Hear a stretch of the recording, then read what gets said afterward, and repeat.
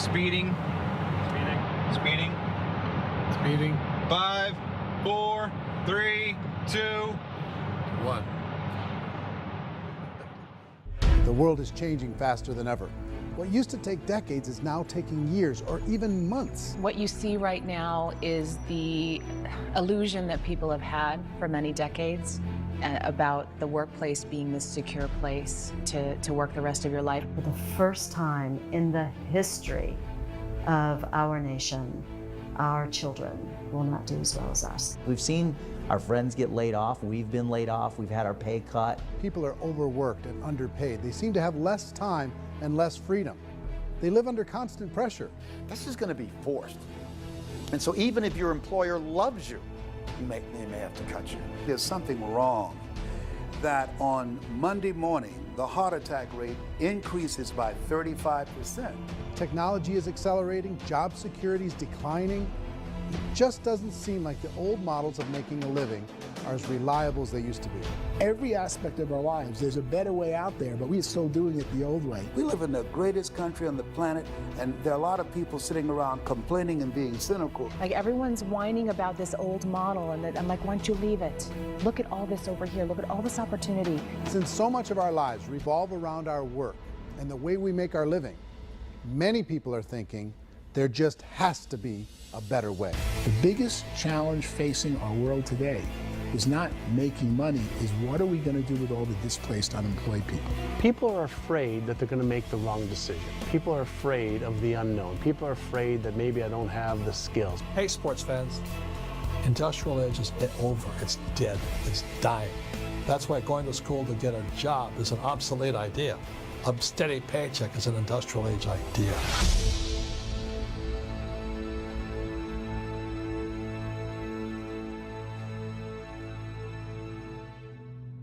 It's the search for answers that has brought us here together today.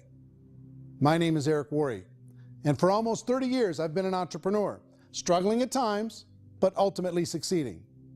As a best-selling author, speaker, and business owner, I've spent my entire career helping millions of people around the world to become entrepreneurs. And I believe strongly that there is, in fact, a better way when it comes to how we make a living. The career landscape has changed dramatically, and many are still working in a model that is completely out of date. What worked for previous generations isn't working as well for people today. In this film, we're going to explore 3 important questions.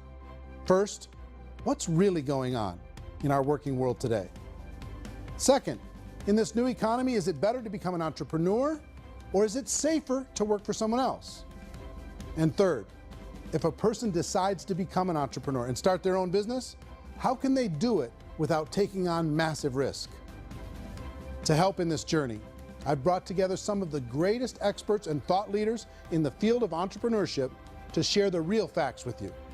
My intention is to give you new information that will allow you to make choices that are not limited by an old, outdated model. Let's start by understanding what's going on in our working world today.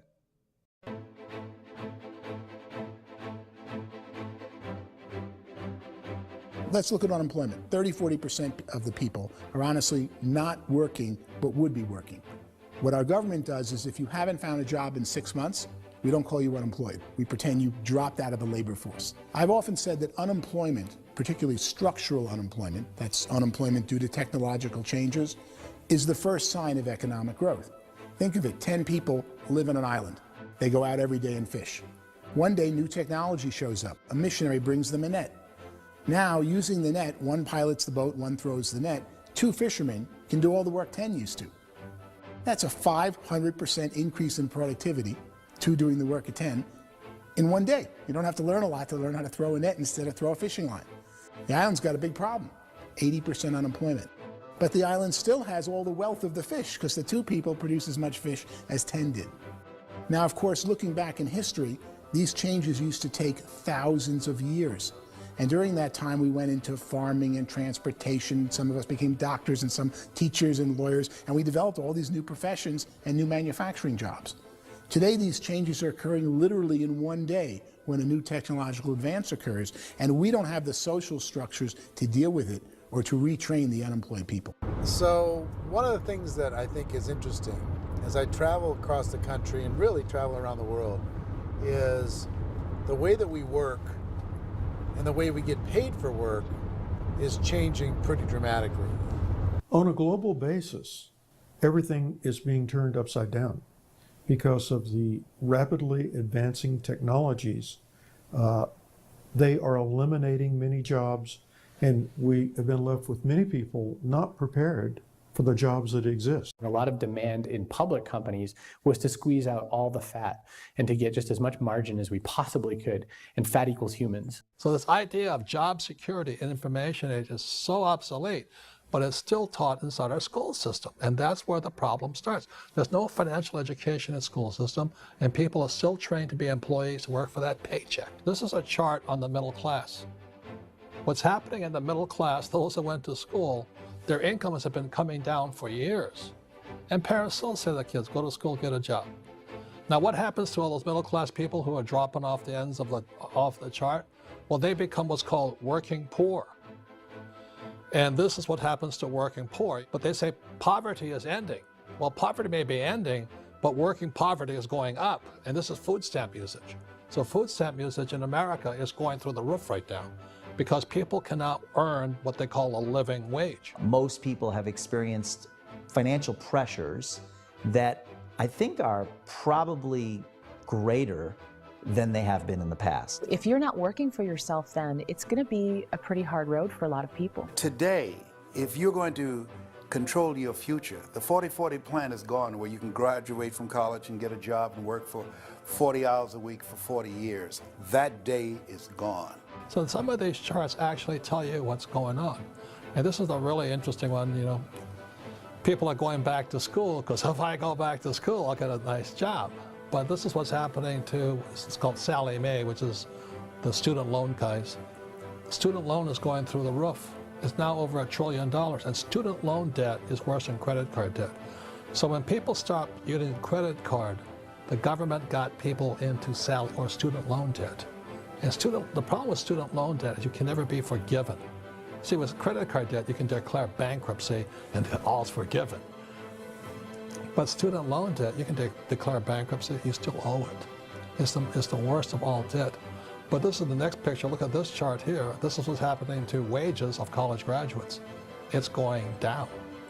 So you go to college, you rack up all this debt, but you earn less money. Now, that's not that intelligent. Average person who's been working a lifetime in America today is ending their lifetime at 65 with about $41,000 in assets. They earned just enough to survive. I think in the United States we have something like 17 trillion in debt. That's just the federal government debt. We got another 2 in municipal and in other, let's call it almost 20 trillion government. We've got 40 trillion in private debt. That comes up to close to 60 trillion. When you then add something we never had before, what you were talking about, when we look at the unfunded portion of Social Security and primarily Medicare, Medicaid, that, at the most conservative estimates from outside firms, Kleiner Perkins, 67 trillion and growing. That's more than all our other debt. There's less conservative estimates that say it's 84 trillion or higher. I added up conservatively $127 trillion in total debt. Debt is a financial drug. When you take it to excess, it's like taking a drug. Yeah, it makes you feel better, it enhances your performance, but at a huge cost, eventually it kills you. And so that's what happens. We keep doing more and more debt, and you get less and less results, just like a drug, until the debt gets so high that it crushes the whole system. That's where we're at, 8.2 times GDP. You know who I feel sorry for? I feel sorry for the person who dreads going to work, who is sick to their stomach on Monday morning, who hates their alarm clock, who gets a little glimmer of hope on a Wednesday because it's hump day, and says, thank God it's Friday. And they live for those 2 days a week where they get to be themselves and they don't have to be around people they don't like, and they don't have to play the political game in the office, and they don't have to live this half life. The person that works 50 weeks a year just to be able to have the 2 weeks for vacation. And you know what happens to most of them nowadays? They don't have a vacation. They have a staycation. They have time off of work, but they don't get to go where they want to go because they're overextended. They've got all this debt. They got all this situation. They hate their alarm clock. They can't sleep until they're done. They have to spend most of their life in traffic. I feel sorry for that group of people because there's a better way. They just don't know it. I see this really interesting attempt at rugged individuality in a 6x8 rectangle. And I feel like you're all the same, except for the little push pins of the pictures. There's different pictures. Yours is named Jenny and his is named Sujara, but it's the same people. And this is how they are, and they're just like the zombies, and there's no joy in there, there's no fun. There's always like the wacky woman who decorates her cubicle, and that's the most she can do there. You got to give her credits, right? The wacky cubicle woman. The basis for their life is worry. I'm worried, you know, maybe I'll get fired. I'm worried maybe my company will go out of business. I'm worried I can't keep spinning the plates on paying the bills. I'm worried about how do I send my kids to college. I'm worried, what if the transmission of my car breaks? That's, you know, 2 or 3, I can't fix it. People live in a sea of worry, and it eats at them. Those signs that people held up during the Depression didn't say looking for gainful employment in a cubicle. It said looking for work. Work is what we're looking for. Job is just a unit of measurement. Work is what we're going after. It's time to look in the mirror and say, it's not the economy, it's my economy. It's my little world of where I am. I need to improve. I'm not going to wait for the economy to come back because, frankly, the economy is doing great in this country. So I'm here on Wall Street, the financial center of the universe, the financial capital of the world. This is where most people's money goes to at least be held for a time, right? With interest rates in banks being effectively zero, and many experts are predicting it's going to stay at zero for the next 10, 20, even 30 years, people feel like they don't have any choice but to put their future into equities, to put their future into the hands of other people on this stock market, and hope that the stock market goes up, hope that the stocks that their advisors pick or that they pick goes up. That's one way to go, I guess. It's my personal belief that if you put your future into the hands of yourself, in other words, you have earning power by yourself, I think you're a better investment than these guys. I think you controlling your future is a better option than handing over your retirement to these guys. The average household income in the United States is approximately $50,000 a year, what they call the middle class. To reach the top 25% of income earners, you'd need to earn at least $90,000 a year. To reach the top 10% would be a household income of $140,000, the top 5%, $190,000, and to be in the top 1%, you'd need a combined household income of at least $380,000 a year. So here's the question. What do you think would give you the best chance to move up and get to the top 10%, the top 5%, the top 1% or beyond? In my opinion, and in the opinion of many, many experts, the answer is to become an entrepreneur, to become your own boss. I think you have to be a business owner. I can't, the only time I ever say to someone it'd be great to be an employee is when they've already told me they've surrendered. I only tell people who are wounded spiritually that they should be an employee. And it's that feeling that you get when you pick up the backpack off the little Cub Scout and say, "Don't worry, little guy, we'll get you back to the camp." You know, it is in no way a kindness when I tell someone they'd be a great employee. The other status symbol really increasingly is lifestyle. And people can own their own business, maybe even work out of their house. That, I tell you, people admire that, like, gosh, I wish I could do that. The spirit of the entrepreneur is to be a risk taker and to be resourceful and unstoppable and to have a vision of yourself beyond where you are and not willing to settle for life as it is. You think about the great entrepreneurs, they're visionary, they have heart, they're willing to do today what others won't so they can do tomorrow what others can't. Personally, I don't think of the new economy, the old economy. I create my own economy. The entrepreneur's in control. I decide what the economy is going to be like. In the world of entrepreneurship, there are no limits. you can make as much as you want, depending on how much you want to work and how smart you are and how great a team you put together.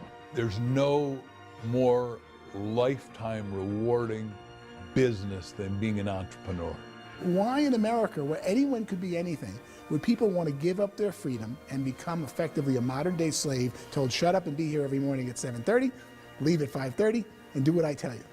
If people decide to become an entrepreneur and work for themselves, they have some traditional options, but they're riskier than you might think. Any kind of a retail business, retail build-outs, is extremely expensive. Even just these small little yogurt stores where they're putting little yogurt machines and you get all the different flavors, you're spending $200,000, $300,000, $400,000 to open a yogurt shop. I would love to buy a Dunkin' Donuts, but it's a $500,000 or so to start. I don't quite have that just-in-case money. Risking lose it all, and most guys do 2 or 3 times, and even big guys like Branson, because I'm such a fan of his, half his companies don't work. If you make $1 million, your problems are going to go. If you make $1 billion, your problems are really going to go. Just the opposite. You and I know when you're making $1 million, you get $1 million responsibilities. You make $1 billion, you got 1,000 times $1 million responsibilities. And most people say, I'd love to be my own boss. 70% of Americans would love to be their own boss, according to recent polls. But they don't know how to get there. Because what are you going to do? One, you could buy an existing business. If somebody's selling an existing business, you have to ask why. Usually because it's probably hard. It's probably not making as much money as they hope.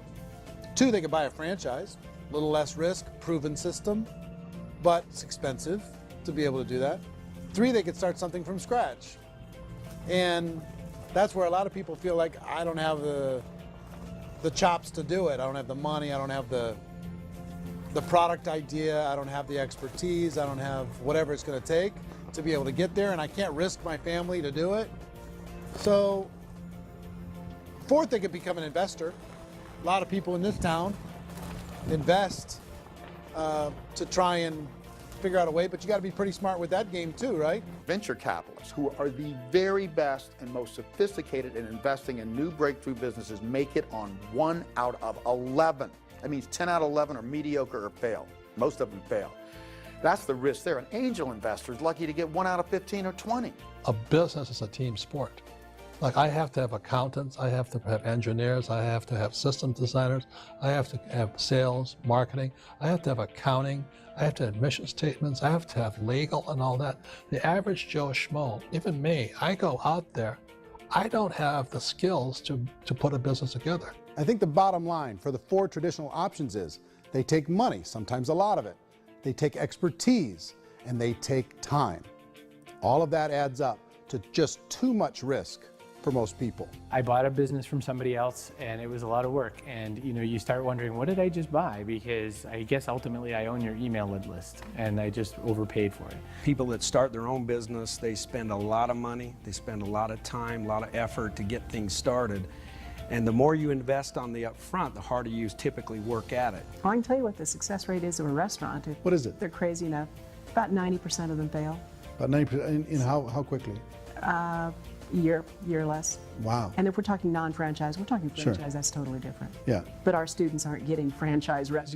You got to invest big money. Exactly. And with someone like McDonald's, you've had to work with the company for a long period of time, really know the To even have a chance at investing $1 million. have a chance, and it's a slim chance. What if there was a way that you had all the proven aspects, the comfort aspects, and you could still control your own life?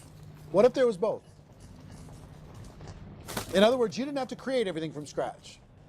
You didn't have to be a super leader. All you had to do, what if there was a proven product already? You didn't have to create the product. And there's a proven system already, proven training already. Everything except an employer. That was the only thing that you didn't have. Do you think more people would be open to working for themselves in that environment?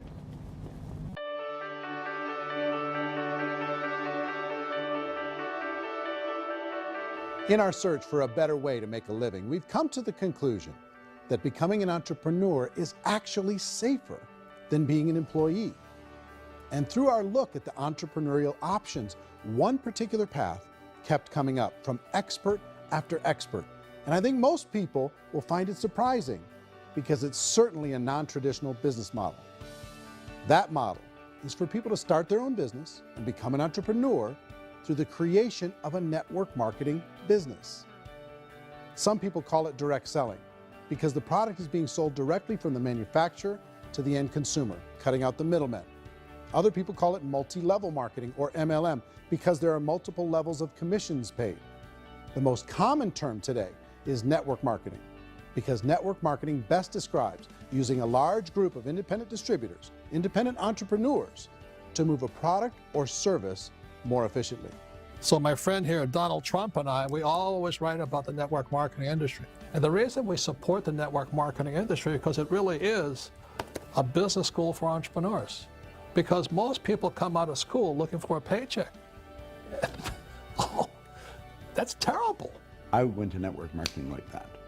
I think if it didn't exist, we should invent it. It is that good. I think direct selling is a great way to do business today. It's very easy to get into that industry, and you can be self-employed, be in effect an entrepreneur. When we see multi-billionaires adding network marketing companies to their portfolio of companies, that would be a clue. When we see people who are very famous authors and very famous business people endorsing the industry, that would be a clue. These network marketing companies aren't $50 million companies. They're billions and billions of dollars. They lead the stock market. They're major companies. When we're going to get it? You know, and you're going to school to work for a paycheck, but if you want to be rich, be an entrepreneur, and network marketing gives you the spirit to be an entrepreneur.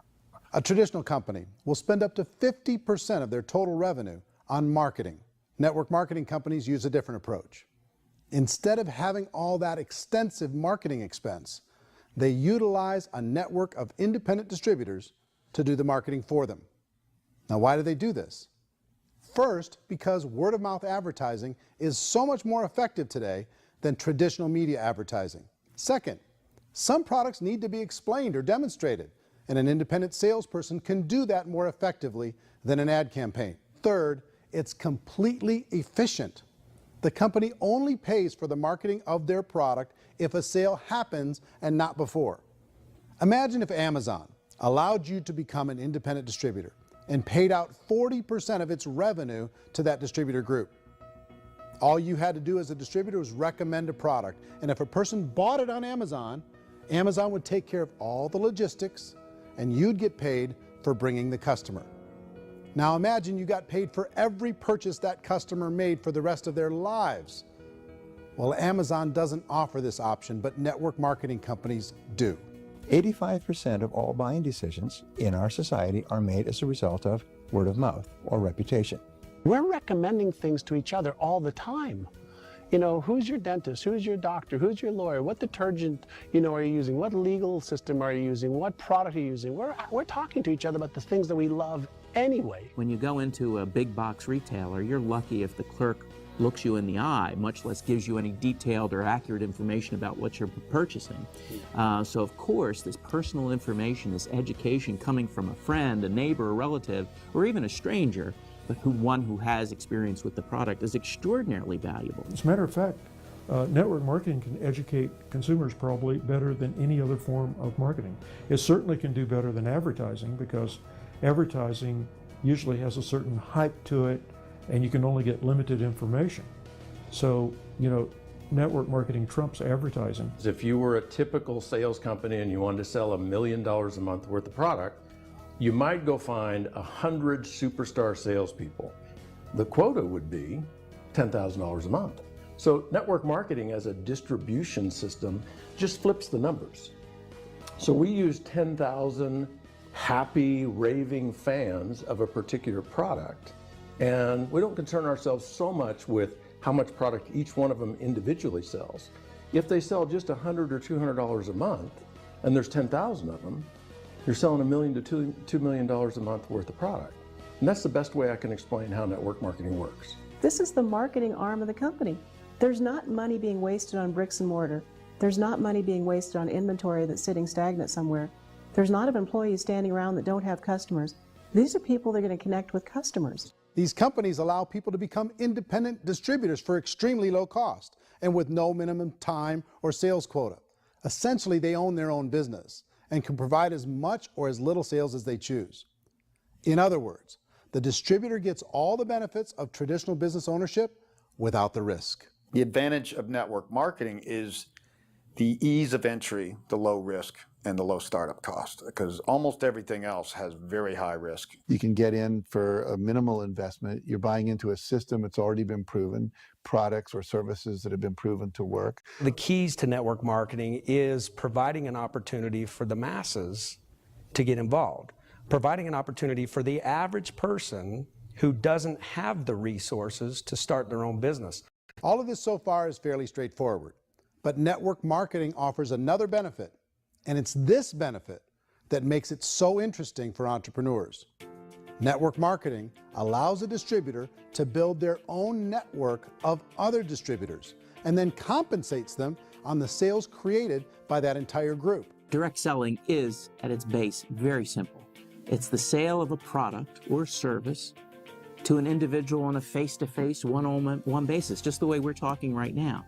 But there's an important element as well, and that's the offering in conjunction with that sale of product, the offering of an opportunity for someone to make something of themselves. No matter what your social status is, no matter what language that you speak, I mean, look how many unbelievable people are becoming successful that speak every kind of language out there. What an awesome gift to give the world. Instead of having to work your way up in a system and prove that you could be a sales manager, they just decided everybody can be a sales manager. Everybody gets to build a sales team from day one. And so what that brought into the system of growth as a direct selling company is the concept of compounding or geometric progression. Because now you can actually grow a sales force very quickly because everybody is enrolling people in their own sales force. People who are like, oh, this is weird, I'm building a sales team, or what do you think you do at a regular company? How do you think a regular company works? Network marketing is the only industry that doesn't say your past determines your future. It looks at your past and says, okay, now what can we train you to do so you can have a great future? Every other employer out there wants to exploit you for what you already know, not teach you something new. Network marketing has the potential to save the United States and the world because it's going to teach people not to be employees, but to be entrepreneurs.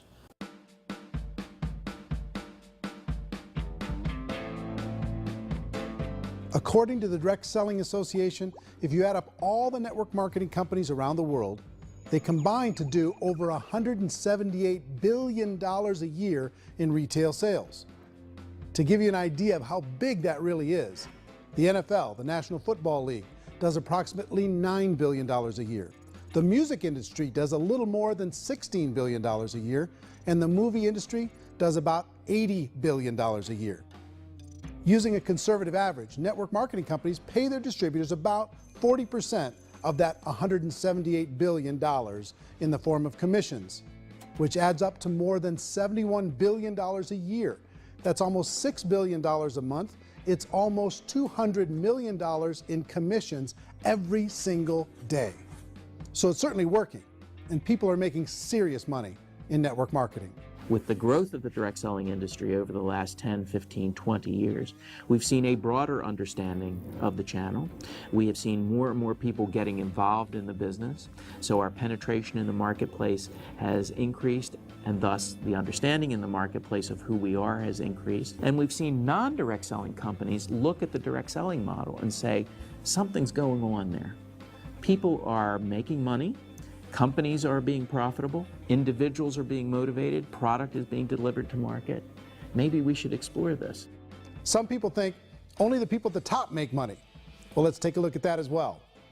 In the network marketing profession, there are roughly 500 people in the world who earn over $1 million a year. If you round that number up to $2 million a year, that adds up to about $1 billion a year. That takes the $71 billion paid out each year down to $70 billion. So where does the rest of the money go? The vast majority goes to part-time people making anywhere from a few $100s a month to many thousands of dollars a month. It goes to people who choose to make it a full-time career move and earning even more than that. Every day, people are using the money they earn through network marketing to pay off debt, have more fun, and improve the quality of their lives. Everyone I know in network marketing has been doing that since the 50s. They go to work when they want to go to work. They stop working when they want to take time with their children to have a leisurely breakfast and discuss issues and driving to school. They go back to work when they get home, wherever they're working out of. The biggest thing that I've seen is people that have become much happier in their life. MLM has probably made more millionaires of more people in more countries, and I've spoken to them in 67 countries, than any other single form of business, starting from nothing. If they have a choice between working a job for the next 10 years or working a network marketing business for the next 10 years, the result of working the network marketing business will be better. A lot of people within the industry go on and make this a career and do extremely well at it. Network marketing has been nothing but good for everyone I know that's been involved with it because they did it seriously and they played full out and they've been very successful. It's been a constant barrage of success stories and people showing off stuff that they got as a result of it. How many people are involved? Approximately 16 million Americans and 96 million people around the world are currently participating in network marketing. And in a recent poll, 82% of those people report a good, very good, or excellent experience with network marketing. So people are happy.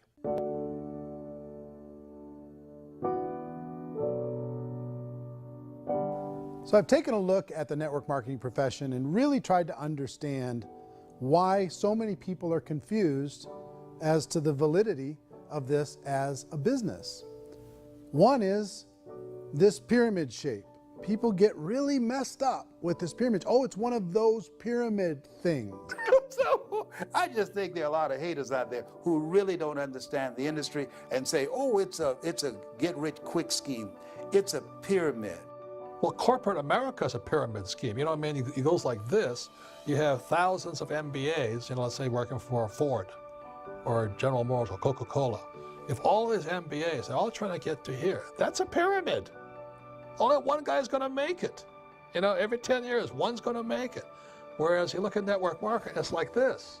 So you're here, and your job is to develop other CEOs coming up behind you. So it's an inverse pyramid. In network marketing, it's a very simple concept. If you sell product, you get paid. It is paid based on production. There is no first mover's advantage. There is no investment component where the more somebody spends, the more they're entitled to make. So the two are polar opposites of each other. It doesn't matter what shape the company is or the compensation plan is shaped, whether it's a circle or a pyramid or a triangle or a trapezoid, it doesn't matter. If compensation is coming primarily from recruitment, then you've got a problem. On the other hand, if an operation is basing their compensation to participants on the basis of sales, even when those sales are generated by people you've recruited, well, then you're a perfectly legitimate enterprise. That's the legal test, it's the practical test. Another issue that's been true in the past that is no longer true now is people used to be in network marketing loaded up with products that they couldn't sell and they ended up a loser. They ended up with a bunch of product in their garage, they ended up with a bunch of products sitting in their kitchen shelves or whatever, and they thought they could sell it and then they weren't willing to or able to sell it and they ended up with a bunch of stuff and they were bitter about it. There was this thing called front loading where you had to buy, like, well, if you bought $25,000 worth of product, you got better commissions and all this. Today, it's almost all done by computer. It's direct mail, comes from a warehouse somewhere else. You don't have to have all this inventory. You don't have to stock up. It's a paperless world now. You know, most of it's done online. You have a back office. It really works. And I mean, the technology has changed everything. Third issue is people start talking about 99% of people in network marketing don't make any money. Well, we've talked about that over the course of this journey together. Almost $200 million a day is being paid out to network marketing distributors around the world. The naysayers, the people who say that it doesn't work, are usually the ones who just don't know how to make it work for themselves. And so they're giving you an opinion, and I tell people, don't confuse people's opinions with expertise, because opinions are free. And don't confuse sincerity with the truth, because people can be sincerely wrong. But here's the reality inside of network marketing. The vast majority of people that get involved in network marketing just become customers, and they get involved to be able to purchase product at a lower price. If you take Costco as an example, if a person goes into Costco and gets a membership to Costco so they can get a lower price on the product, we don't call that person a loser because they have a bunch of product that they walked out with with a smile on their face. Yet when some people want to take a look at network marketing, they say, well, those people, they're just using the product and they aren't earning an income, so they must be a loser. They're not a loser, they're a happy customer. That's the vast majority of people that are involved in network marketing. Now, a smaller percentage of those people decide to go build a business. They earn $300 a month, $500 a month, $1,000, $2,000. That's the bulk of earnings in network marketing. And then there's the few that really decide to take it serious, really decide to build a large network, really work to make that network very, very productive. And those people make huge amounts of money and there's no cap. What I do as an outside economist, just somebody looking at this industry like any other industry I speak and say, look, what's the realities of this? 1% do incredibly well. 10% generate some additional income at pretty low risk and effort. That's not, and 90% of people roughly end up customers. One thing that I think is real when it comes to people's perceptions about network marketing is people put this, and distributors, I think, involved in network marketing have some responsibility for this. They have sometimes unrealistic claims about the product or about the income. Most people who become distributors, they want the money, they want to be successful, but they don't have the skills. They don't know what to do. And when people don't know what to do and they're in a new business, they're scared. And when they're scared, they panic and desperation kind of sets in. So they think everyone they talk to has to get in. So if I talk to you and you say, well, no, I don't have time to do that, they're like, no, I need you. You have to do this or I won't be successful. So I start clawing on you. I start that desperation. So then I start making claims about the product, which are not appropriate, probably not even true. Or I start saying, oh, let me show you how you can make all this money and you don't have to do anything, Eric. And so you just totally misrepresent the opportunity, and you're clingy with people because you think you need everybody to be successful, and you don't. You know, one of the messages that I try to deliver most forcefully to companies as well as salespeople in direct selling is that you don't have to overpromise. The reality is in network marketing, there's a lot of hard work involved. There's a lot of effort. You're going to have to develop yourself. It's a business like anything else. It's going to take some time, but in my opinion, it's better.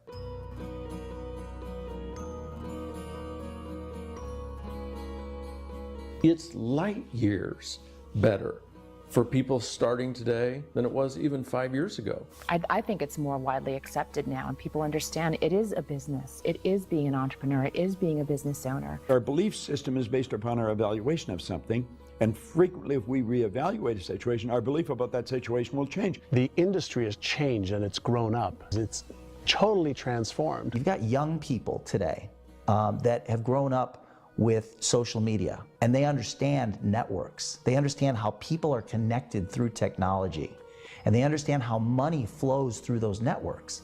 So when they see network marketing, they don't see it the way their parents saw it. And we've all learned, the larger industry that you represent, has all learned from those mistakes and flaws and errors that have happened early on. Early algorithms didn't work the right way. That's all fixed.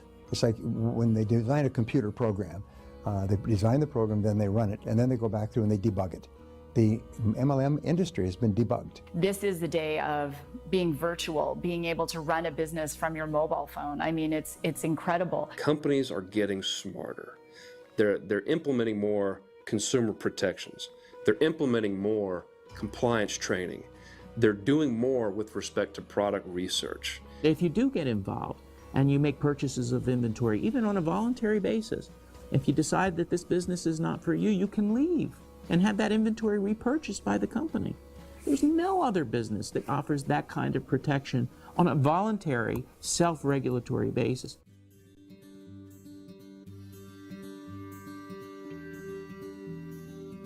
If you decide to look further into a network marketing business in order to generate more cash flow for your family, I would recommend reviewing the following 4 elements.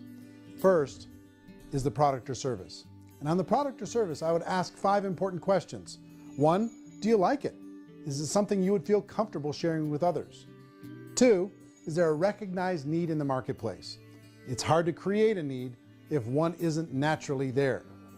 3rd, does the product meet that need? Does it solve a legitimate problem for consumers? And 4th, is it priced to sell? Can it compete in the marketplace? And fifth, is it priced for profit? Is there enough margin for the company and the distributor to be able to generate income for the long term? If you can answer the questions on the product to your satisfaction, the next element to consider is the company itself. Is it well run? Do you believe in the founders or the management team? Do you feel they have what it takes to go all the way? See, it doesn't matter how good the product is if the management can't take care of the company. Good management can change with the times. They can handle adversity. They can make good decisions. Make sure you choose a company that can serve you for a long time. The third element to consider is the compensation plan. And with that, there are three important things to look at. First, a brand new person needs to be able to generate some money fairly quickly. It may be an obvious reason, but you can probably imagine the ripple effect of a distributor getting involved and having even a small victory fast. That can only help with the overall success of the organization. Second, a person should be able to develop a moderate part-time income in a reasonable period of time. As they develop their network and as their sales grow, they should be able to enjoy more benefits. And third, for the people who are really serious, for those who decide to really go pro in the network marketing profession, there should be the possibility to make a serious full-time income if they work hard and are committed to developing their skills. If you're comfortable with the product, the company, and the compensation plan, the last thing you should look at is the support that will be made available to you. Does the company have a website? Does it have a solid online reporting tool? Do they have comprehensive training available? Do they host events to help you build your business? If you decide to do this, what kind of a support system can you plug into? Choosing a network marketing company is a personal decision. But evaluating the four elements of product, company, compensation plan, and support is a great place to start. Is the company promising that you're going to get rich quick or that you can make a lot of money without a lot of effort? That's a red flag. Is there a product that you really believe in that you think can be sold?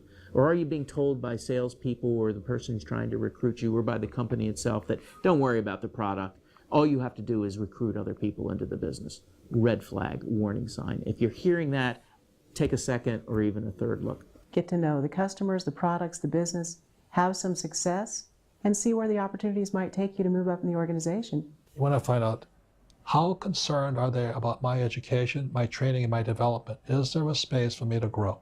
Most important question. Learn everything that you can about the product. Make sure it's something that you believe in, and learn everything you can about the industry and work that system. You have to be very passionate about whatever that company is doing. I would get involved.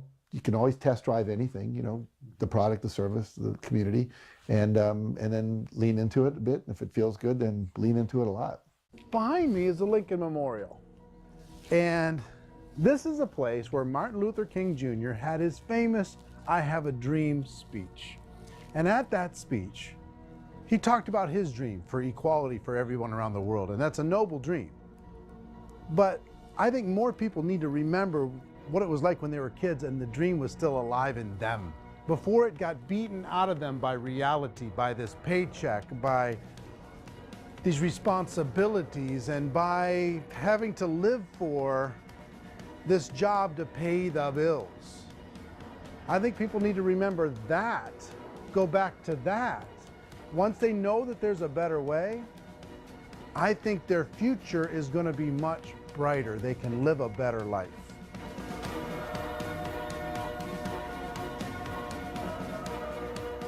So if you're considering getting involved in a network marketing company, let me offer you just a few pieces of advice. First, network marketing isn't perfect. It's emotional, it's challenging. Like any entrepreneurial venture, it can have its up days and its down days.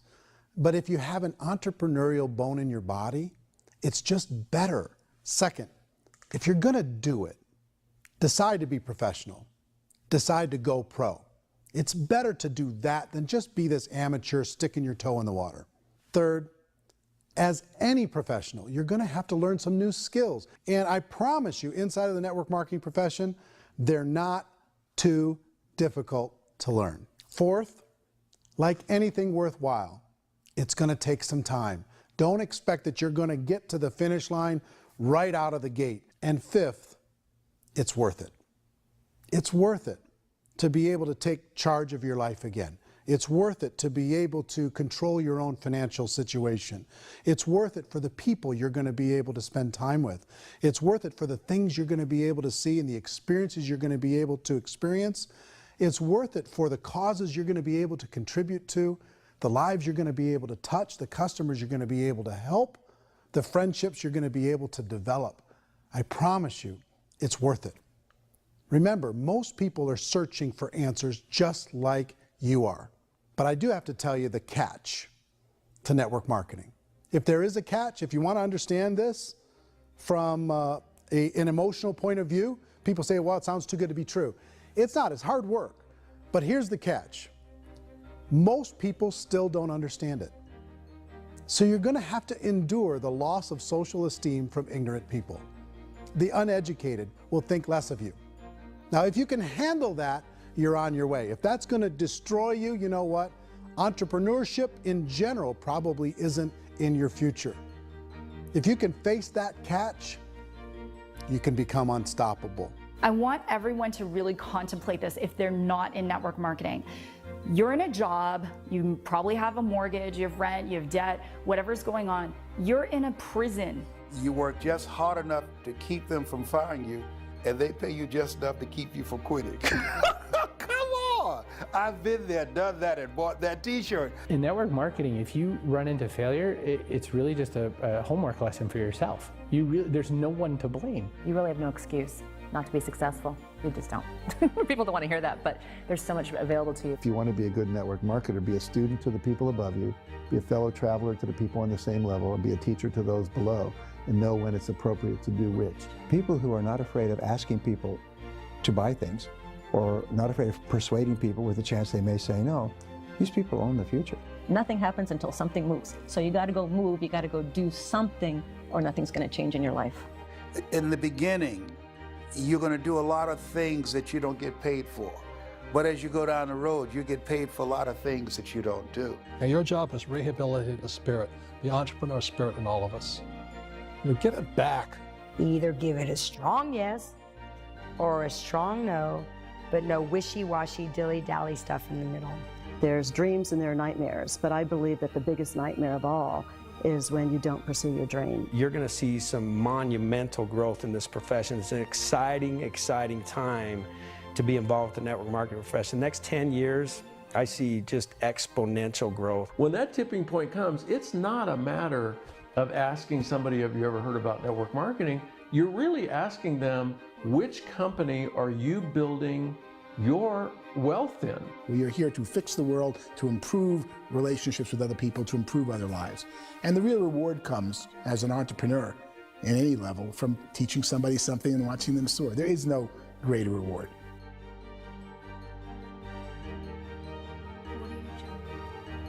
Life's too short to spend it living someone else's dream instead of your own.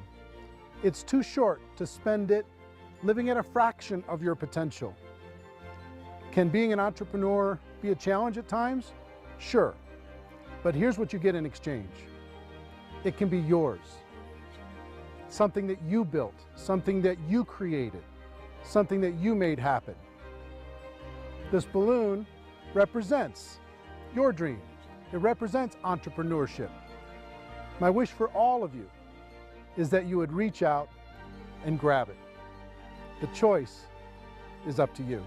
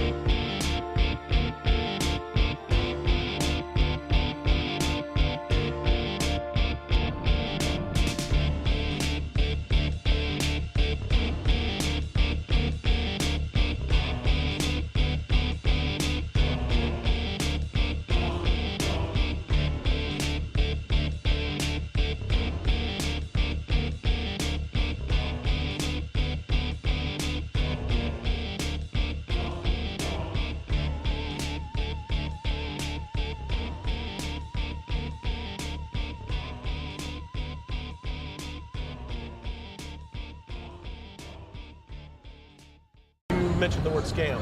Why did you mention the word scam? The only reason it is a scam is because...